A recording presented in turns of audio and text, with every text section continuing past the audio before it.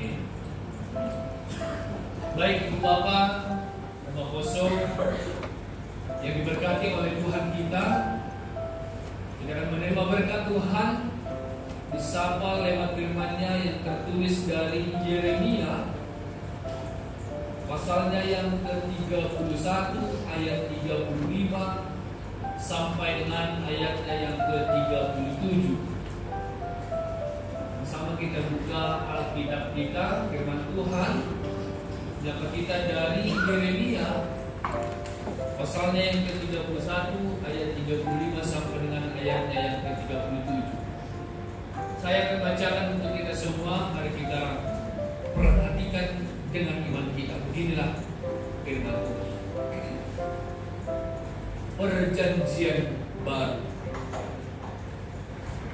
Beginilah firman Tuhan yang memberi matahari untuk menerangi siang, yang menetapkan bulan dan bintang-bintang untuk menerangi malam, yang menghalau biru laut sehingga gelombang-gelombangnya ribu.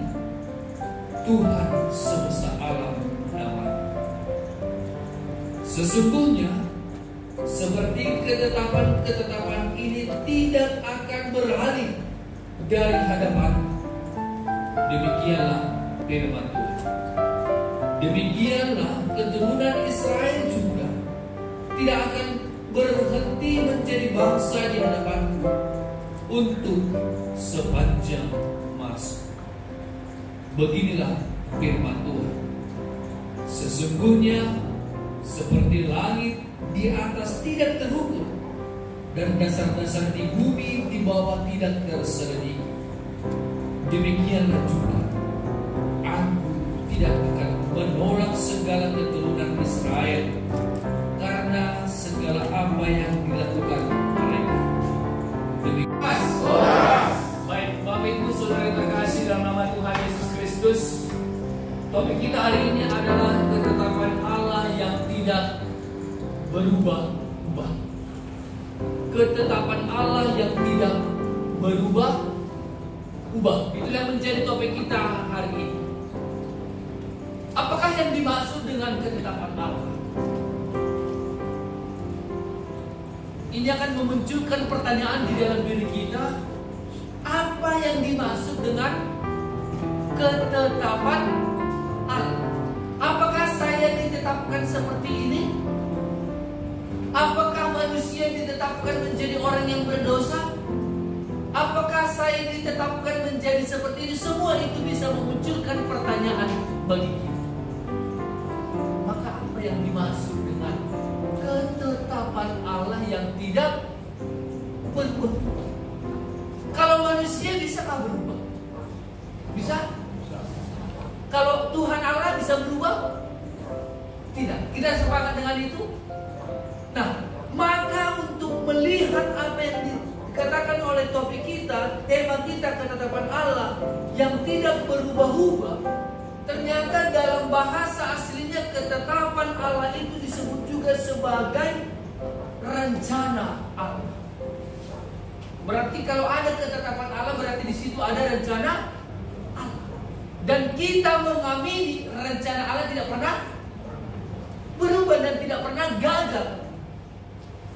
Namun kita terkadang mengatakan, Tuhan, mengapa rencanaku jauh sekali daripada rencana? Bahkan kita sulit sekali untuk memahami rancangan Tuhan.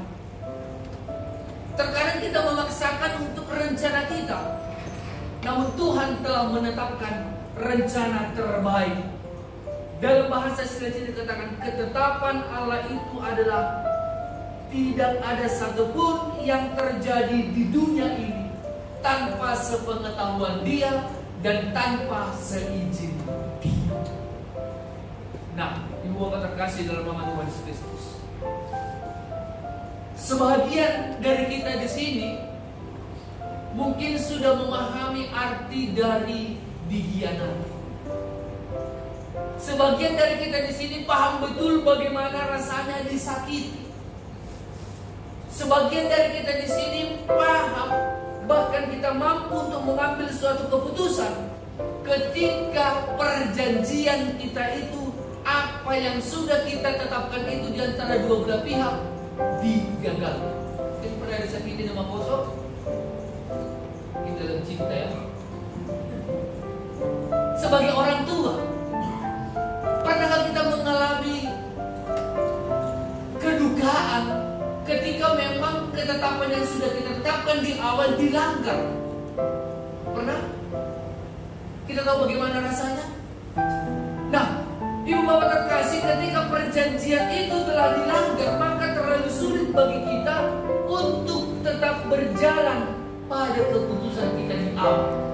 Nah, misalnya ada perjanjian di antara dua belah pihak, hasilnya bagi dua ya.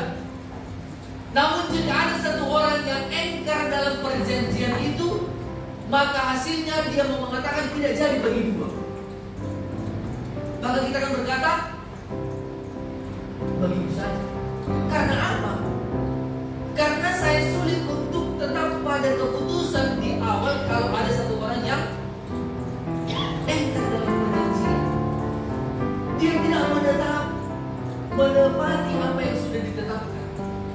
Nah, Bapak Ibu Saudara terkasih dalam nama Tuhan Yesus Kristus, kita tahu siapa itu bangsa Israel. Kita telah melihat bagaimana sejarah membuktikan bahwa mereka adalah orang-orang baru, bahwa mereka sering sekali menduakan Tuhan.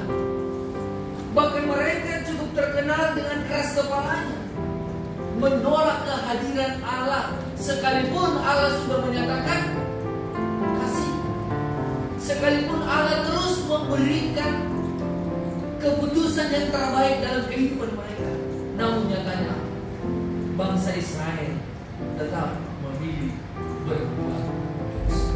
Kita mau ditanya, apakah Allah mengubah ketetapannya menjadikan bangsa Israel menjadi pilihan? Karena engkau tidak menepati perjanjianku, engkau juga melanggar perjanjian, maka engkau tidak lagi menjadi umat pilihanku. Apakah demikian? Di sini yang disampaikan kepada kita sebagai bahwasanya Allah benar-benar tetap, dia tidak ingkar, dia tetap konsisten dalam setiap keputusan yang dibuat. Dan kita tadi sudah sepaham bahwa keputusan Allah itu adalah keputusan ilahi yang terbaik dalam kehidupan kita manusia. Apa yang mau diajarkan bagi kita yang pertama sekali? Yang pertama sekali, Bapak terkasih, bagaimana kita saat ini konsisten dalam setiap keputusan ketetapan yang sudah kita. Keputusan itu bisa berubah kalau ada satu orang yang melanggar perjanjian. Saya juga kemarin baru melewati Lauputar Dodika gitu bapaknya. Karena belum dijahit, mending dibayar kita doain. Bukan harus ya, tapi sukarela ya. Ada bahasanya itu begitu. Bukan. Terpaham akuratnya. Jadi ketika saya mau berputar arah, berbelok, saya sudah siapkan uang 2.000. Tapi ketika saya lihat dia, saya langsung naik pada huruf. Dia tetap berdiri saja, dia hanya menunggu. Apapun gak ada dilakukannya, hanya lihat sana. Saya ganti yang 2.000 menjadi 1.000. Saya baru mempelajari ini juga kemarin. Berarti memang inilah benarlah manusia itu tidak tetap dalam, bisa berubah. Apa yang sudah saya niatkan dengan baik, apa yang sudah saya katakan dalam hati saya, tapi ketika seseorang tidak pas dalam hati saya, maka berubah. Sekarang bagaimana kita memang mau mengukuhkan apa yang sudah ditetapkan bagiku, itu saya akan bicara. Apa yang sudah Allah tetapkan bagi kita sekarang? Misalnya membaca SK, menetapkan dan memutuskan. Berarti kita sekarang sejauh mana kita melaksanakan ketetapan-ketetapan yang sudah dibebankan kepada kita? Apakah kita yang berubah dengan keadaan? Bisa jadi. Maka lewat firman ini, Yeremia sebenarnya mau menyuarakan kepada kita bahwa Allah tidak akan pernah berubah, sekaligus mau menyatakan jangan khawatir. meninggalkan engkau. Tapi jangan jadikan juga ketika Allah berkata, aku akan terus mengampuni engkau, aku akan terus melindungi engkau, kita jadikan itu sebagai kekuatan bagi kita dan kita terus lari daripada Tuhan. Bagaimana Yeremia mau mengatakan janji itu? Kita perhatikan dalam ayatnya yang ke-30. Yang memberi matahari untuk menerangi siang, yang menetapkan bulan dan bintang-bintang untuk menerangi malam. Apa yang disampaikan? Pokoknya ketika matahari masih menerangi siang dan bulan-bulan menerangi malam, maka ketetapan Allah itu juga tidak akan pernah berubah. Seperti matahari yang selalu terbit di pagi hari, yang pernah berubah jadi Matahari jalur, lalu hati selatan, tidak pernah kan? Pokoknya selagi itu masih ada. Maka saya katakan dari ketetapan Allah itu, dan tidak ada satupun yang terjadi tanpa sendirinya. Pasti ada yang pengendalinya, ada proses di situ. Maka apa mau disampaikan? Ternyata ketika Yeremia mengatakan yang memberi matahari, yang memberi bulan itu untuk menerangi, berarti di sini Allah lah sebagai pengendali segala sesuatu yang ada di dunia. Sekaligus mau dikatakan bagi kita, Allah lah sebagai pencipta dan Allah lah sebagai arsitek desain terbaik. Boleh kita lihat ya, tidak perlu ada di sana monitoring bagaimana lepaskan arahnya, tidak ada. Bahkan laut juga tidak perlu ada monitoring, tapi semua sudah berjalan sesuai ketetapan Tuhan. Nah, maka muncul pertanyaan saya di awal. Bagaimana kita sekarang mau mengatakan apakah Tuhan menetapkan saya seperti ini? Oh, di sini baru sini menyebut orang. Apakah Tuhan sudah menetapkan saya menjadi lagi tugas pemberi kebesin Tuhan Nabi nama Poso untuk mendapatkan jodoh? Mungkin mereka bertanya, apakah Tuhan tetapkan saya nama mendapatkan jodoh? Lantas kita perhatikan yang depan saudara kan lagi membangga hari itu. Ternyata kalau kita katakan sudah ada perancang untuk membangun ini, kita katakan Allah itu selalu merancang yang terbaik bagi manusia, tidak pernah gagal. Nah, ketika kita gambarkan arsitek Allah itu sendiri merancang suatu bangunan, pasti dia merancang sedemikian rupa, semua tahap-tahap, semua harus sempurna, dirancang dengan baik. Ini bahannya, ini semua. Namun ketika terjadi segala sesuatu, atau kecelakaan, atau kejahatan, apakah itu rancangan Tuhan? Bagaimana kita melihat? Termasuk dari rancangan yang betul? Saya melihat tidak. Allah merancang yang terbaik, tapi atas keteledoran daripada manusia itu sendiri tidak mau ikut aturan, maka di situ dia terjadi. Sama seperti kejatuhan manusia di dalam dosa. Apakah Allah membuat manusia jadi di dalam dosa? Tentu tidak. Itu adalah kehendak bebas daripada manusia itu sendiri memilih untuk berdosa. Maka sekarang pilihan juga ada dalam diri kita. Dan kita katakan Tuhan di mana juga? Kenapa sampai sekarang tidak Tuhan berikan? Pernah kita doakan? Pernah kita berkumpul dengan itu? Adakah kita mencarinya? Nah, jangan-jangan itu juga suatu pilihan bagi kita sehingga bertolak belakang dengan keinginan orang tua. Diteliti Bapak terkasih, perbedaan generasi itu ternyata membuat antara orang tua dan anak sekarang beda kebutuhan. Perbedaan generasi yang generasi itu. Ada generasi saudari walaupun dari fakta yang kecil sekarang generasi Alpha, ada generasi Z, kami masuk ke generasi Y, Ina, generasi Indonesia masuk ke generasi baby boomer yang pada saat itu artinya berbeda soal kelahiran, bahak menjadi, tapi beda-beda karakternya semua. Nah sekarang kalau anak sekarang tidak suka mereka untuk diperintah, aturan tidak mereka terlalu suka sebagian. Nah justru orang kita membahasakan sekarang, jangan-jangan itu sudah menjadi pilihan mereka atas perkembangan zaman sekarang. Pernikahan itu bukan lagi suatu kebutuhan bagi mereka. Jangan seperti itu. Maka ini yang perlu kita kaji sekarang.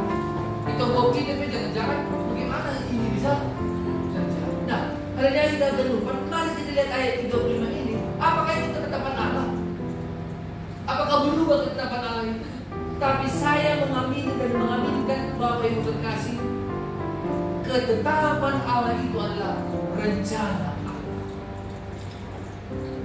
Maka dalam rencana inilah kita mau melihat ada proses dalam rencana. Apa rencana Allah? Rencana Allah adalah untuk membawa setiap umatnya melihat kemuliaan Allah. Kita baca secara keseluruhan Yeremia 31, ini adalah sebagai suatu perjanjian baru dari Allah itu sendiri. Ketika bangsa Israel juga tidak taat tunduk kepada hukum Taurat, maka Allah menyatakan itu dalam Kristus Yesus. Angkosonai onmah huberi wadisiam. Tidak, tapi inilah kasihnya. Ada perubahan, ada disempurnakan di situ lewat Kristus. Karena tak satu pun manusia mampu melakukan hukum Taurat, maka dimulai perjanjian yang baru. Aku akan memberikan Kristus sebagai juru selamat. Nah, ketetapan yang kedua, apa yang dikatakan dalam ayatnya yang ke-36? Ketetapan-ketetapan ini tidak akan beralih dari hadapanku. Demikianlah firman Tuhan, demikianlah keturunan Israel juga tidak akan terhenti. Nah, pertanyaan begini.